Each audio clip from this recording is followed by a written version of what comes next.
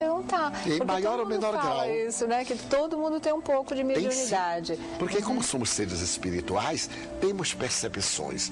Um grande cientista que recebeu o Prêmio Nobel de Fisiologia, o professor Charles Richet, dizia que era um sexto sentido, porque é um sentido além daqueles 5 convencionais objetivos.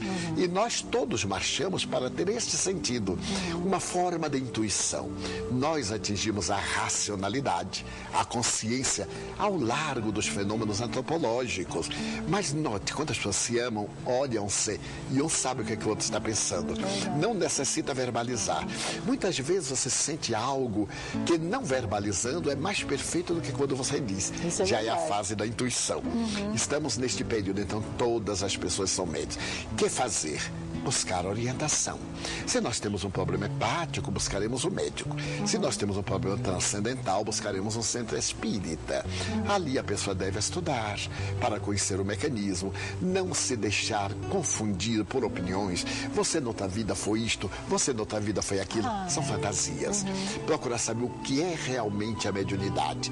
Nós sabemos a inteligência, a memória, a aptidão cultural. A mediunidade é uma dessas faculdades que nós vamos identificar o seu mecanismo e, através de uma metodologia, desenvolver a mediunidade ou educá-la.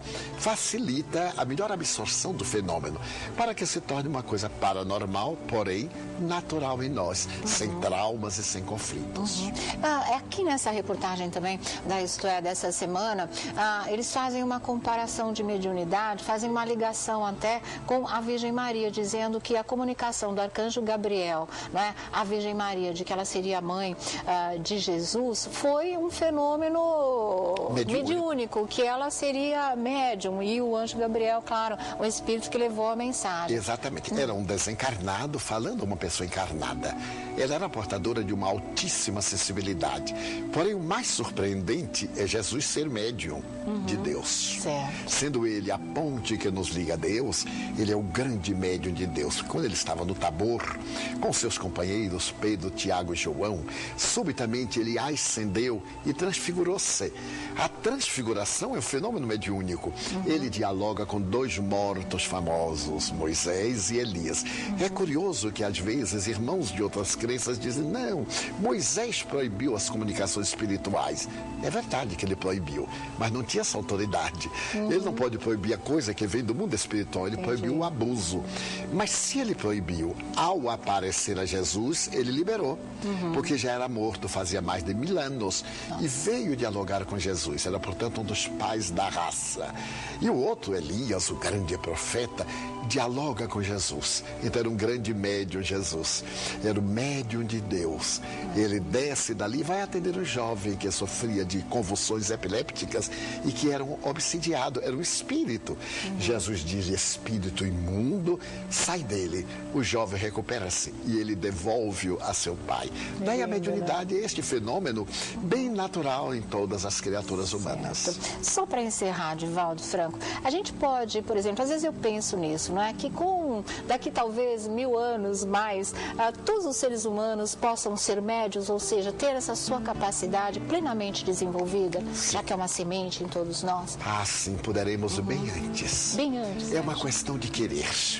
Desde o momento em que nós nos empenhamos para atender a uma aptidão cultural, artística, psíquica, intelectiva, nós logramos esse nível.